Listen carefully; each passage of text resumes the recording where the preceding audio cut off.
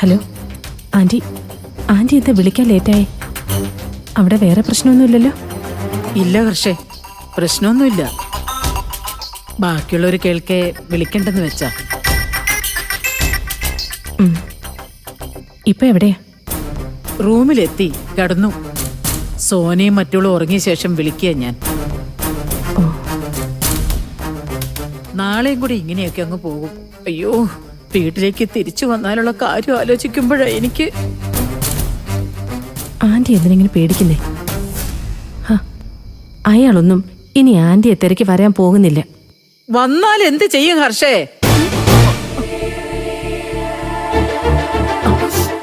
മുറിയിൽ അവളുള്ള കാര്യം ഞാൻ പെട്ടെന്ന് മറന്നു. അയാള് വരികയാണെങ്കിൽ നമ്മൾ എന്ത് ചെയ്യണമെന്ന് കൂടി പ്ലാൻ ചെയ്ത് വെക്കണ്ടേ എന്റെ ഹർഷേ? അതൊക്കെ നമുക്ക് പിന്നെ പ്ലാൻ ചെയ്യാം ആന്റി, ഇപ്പൊ വേണ്ട. അനുപമ മുറിയിലുണ്ടെന്നല്ലേ പറഞ്ഞത്?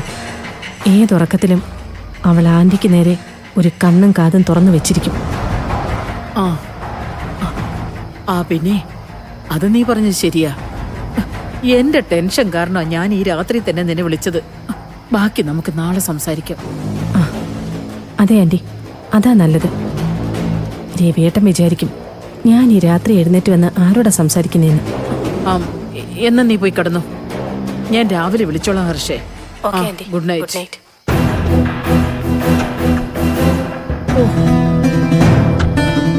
എന്റെ ഭഗവതി.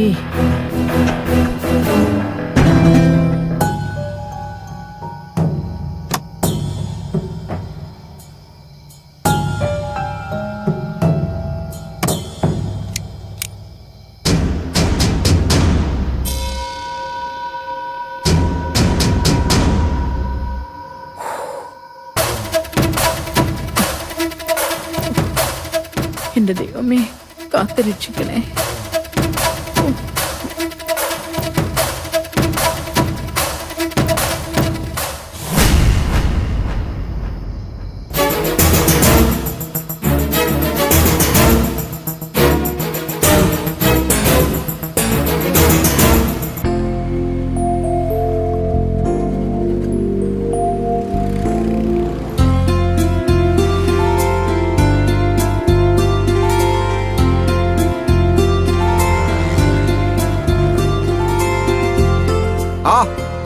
കാര്യങ്ങളൊക്കെ ഓക്കെ ആയിട്ട് വരുന്നു. സമയമുണ്ടല്ലോ. ഞാൻ വിളിക്കാം. അമ്മേ, എല്ലാം ഓക്കെ ആണല്ലോ? എല്ലാം ഓക്കെ. പപ്പച്ചേട്ടാ, എന്താ പിന്നെ? ഈ വിളക്ക് കൊളുത്തി കഴിഞ്ഞ ഉടനെ എല്ലാവർക്കും സ്വീറ്റ്സ് കൊടുക്കണം. അതെല്ലാം ഓക്കെ ആണല്ലോ? അതെല്ലാം ഓക്കെ പിന്നെ.